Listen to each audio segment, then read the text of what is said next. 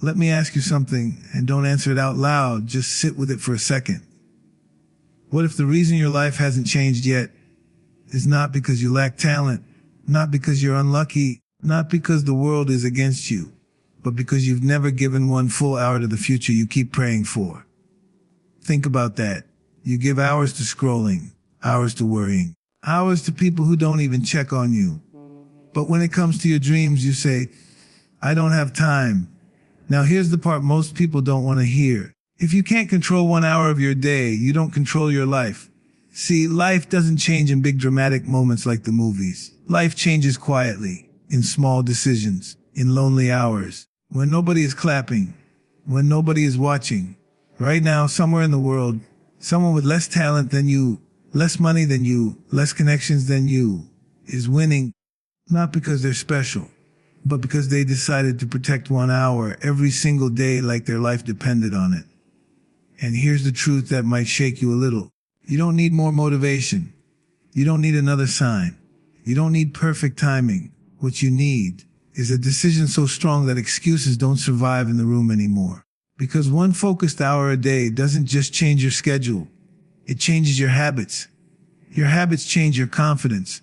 Your confidence changes your standards. And your standards change your entire destiny. This hour we're about to spend together isn't entertainment. It's an interruption. An interruption to the version of you that keeps starting over. An interruption to the cycle of almost, someday, and maybe next year.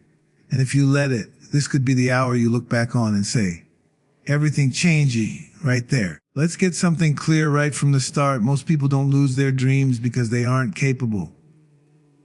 They lose them because they underestimate the power of small, consistent decisions. They're waiting for a perfect moment, a clean path, a big opportunity that announces itself with trumpets. But life doesn't work like that. Life changes quietly, in moments that don't look important at first. And one of those moments is a single intentional hour. 1 hour doesn't sound like much, and that's exactly why people ignore it. They think transformation requires massive blocks of time, endless resources, and unlimited energy. So when they look at their busy lives, their responsibilities, their problems, they tell themselves, I'll start when things slow down. But here's the truth, things don't slow down. Life doesn't pause to let you get ready. You have to start in the middle of the chaos with what you have, where you are. And 1 hour is always available, even on the hardest days. Think about how you already use your time. An hour disappears without effort. You lose it scrolling through your phone, watching something you don't even remember, replaying old conversations in your head, worrying about things you can't control. That hour leaves your life and gives you nothing in return. Now imagine if that same hour was claimed on purpose, protected, respected, and directed toward the person you're trying to become. That's where the rewrite begins. One focused hour a day is not about working harder, it's about working deliberately. It's about telling yourself, for the next 60 minutes, I'm not available to distractions, excuses, or doubt. In that hour, you read instead of scroll. You learn instead of complain, you build instead of dream. And when you do that consistently, something powerful happens. You start to trust yourself again. You start to believe your own promises. And that belief changes how you walk, how you talk, and how you show up in the world. People often ask, can 1 hour really make that big of a difference? Let's do the math of life for a moment. 1 hour a day becomes 7 hours a week. 7 hours a week becomes over 300 hours in a year. That's 300 hours spent learning a skill, improving your health, building a business, strengthening your mindset, or sharpening your purpose. While others are waiting for motivation, you're stacking hours. While others are talking, you're progressing. And progress, even when it's slow, is unstoppable. What makes 1 hour so powerful is not just what you do during it, but what it does to you. It shifts your identity. You stop seeing yourself as someone who wants to change and start seeing yourself as someone who is changing. That internal shift is everything. Because once your identity changes, your behavior follows. You begin to make better choices without forcing them. You begin to say no to things that don't serve you. You begin to raise your standards, not because someone told you to, but because you've tasted discipline and it feels better than regret. This is where most people get it wrong. They think they need to feel inspired to start. But inspiration is unreliable. Some days you'll wake up ready to conquer the world, and some days you'll barely want to get out of bed.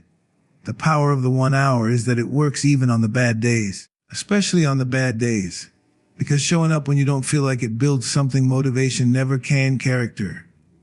Over time, that 1 hour becomes a safe place, a place where you meet yourself honestly, where you confront your weaknesses instead of hiding from them, where you discover strengths you didn't know you had, and slowly, almost without noticing, your life begins to move in a new direction. Opportunities start to align not by magic, but because you're prepared to see them and brave enough to take them. 1 hour can rewrite a lifetime because it breaks the cycle of waiting. It turns hope into action and action into results. It reminds you that you are not stuck. You are just one decision away from momentum. And once momentum starts, it doesn't need motivation to survive. It feeds itself. Years from now, you won't remember the shows you watched or the hours you wasted worrying. But you will remember the moment you decided to claim 1 hour for your future. That hour becomes the line between the life you settled for and the life you built.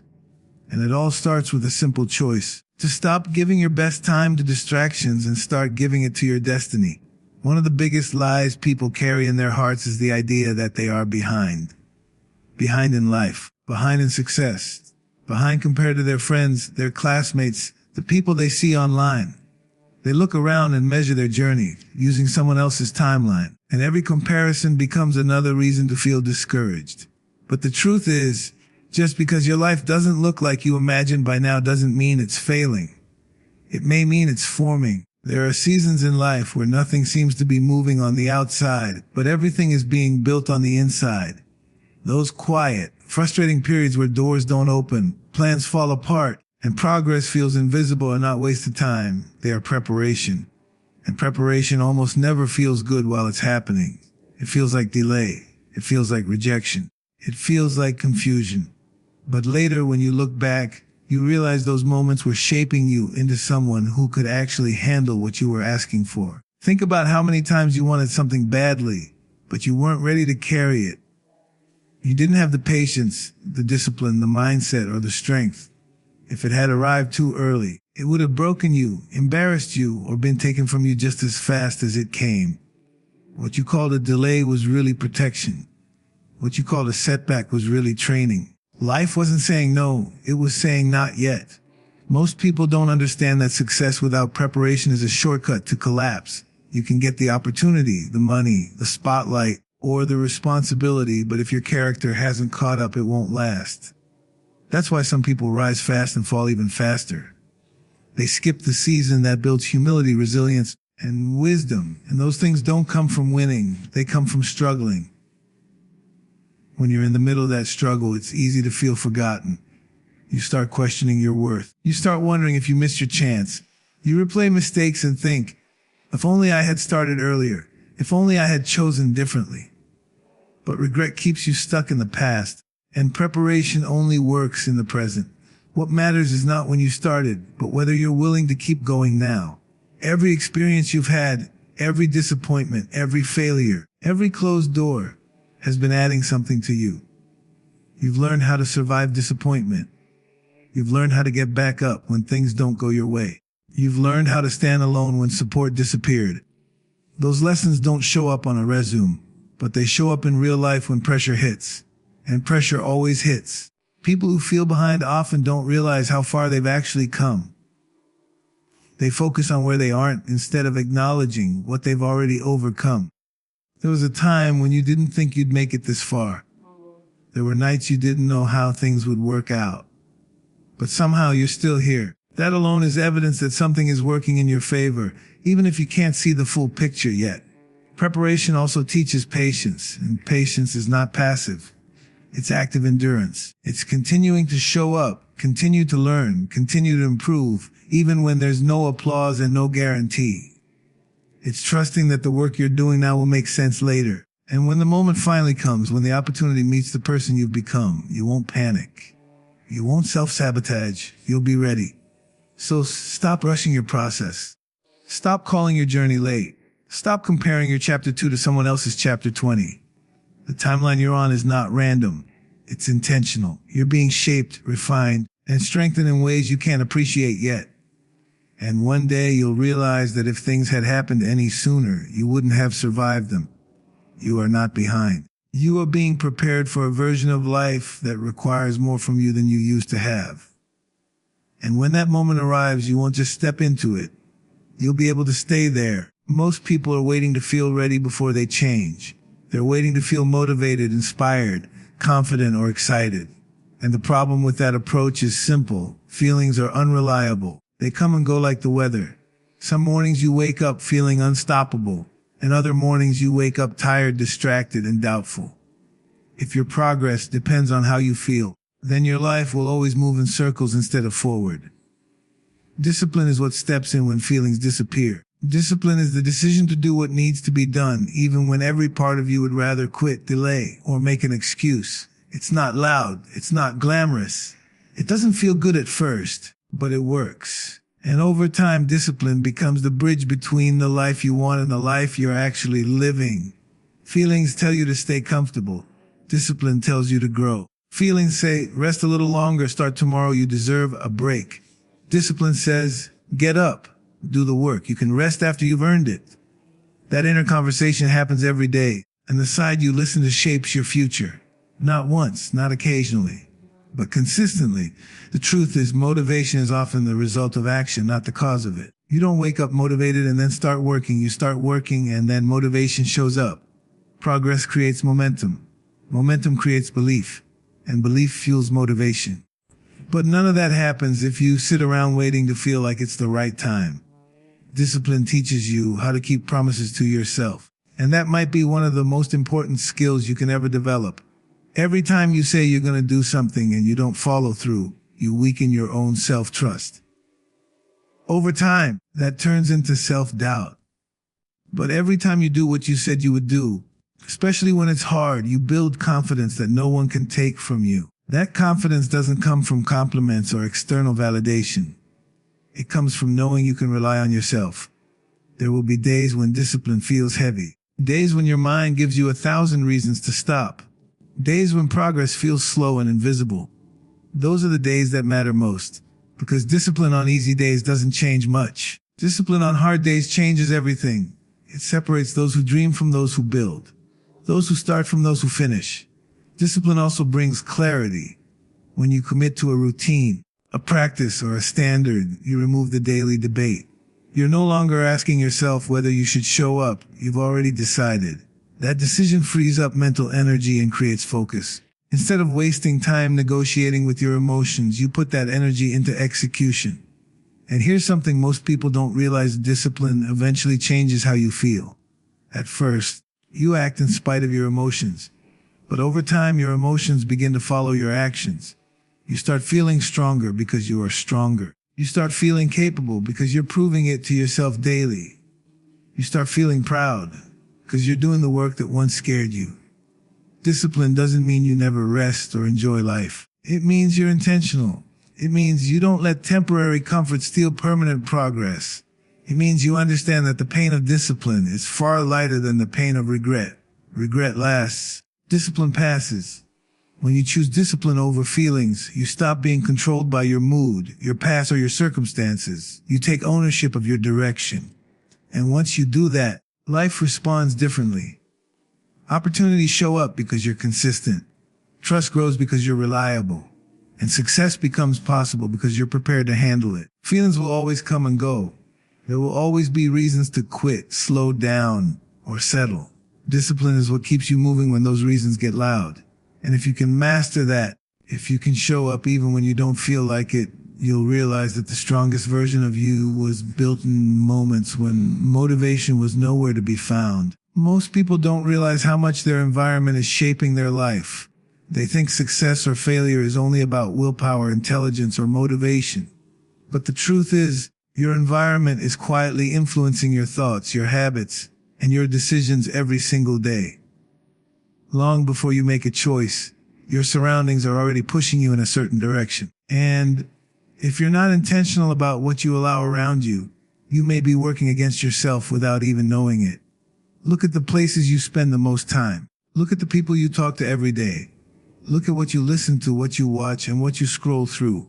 All of it is feeding your mind. Some of it is strengthening you, and some of it is weakening you. You can't consistently think big while constantly surrounding yourself with small thinking. You can't build discipline in an environment that celebrates comfort and excuses. Eventually, something has to give. Your environment doesn't just affect what you do, it affects what you believe is possible. When you're surrounded by people who complain out and settle, that mindset starts to feel normal. You begin to lower your standards without realizing it. Dreams start to sound unrealistic. Hard work starts to feel unnecessary.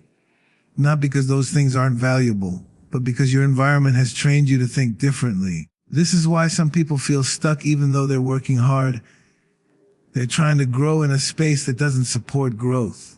It's like trying to get fit while living in a room full of junk food. You might have good intentions, but the odds are stacked against you. Over time, temptation wears down discipline.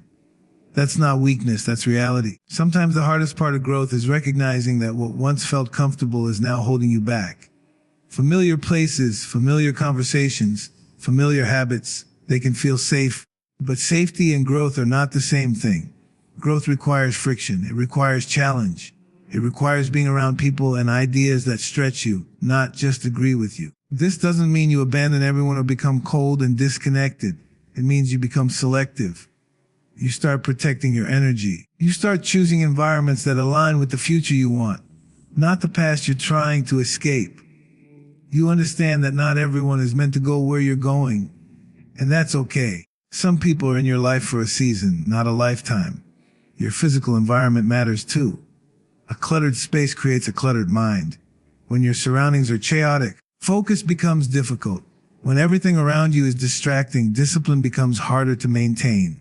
Something as simple as organizing your space, turning off unnecessary noise, or creating a dedicated place to work can dramatically change how you show up.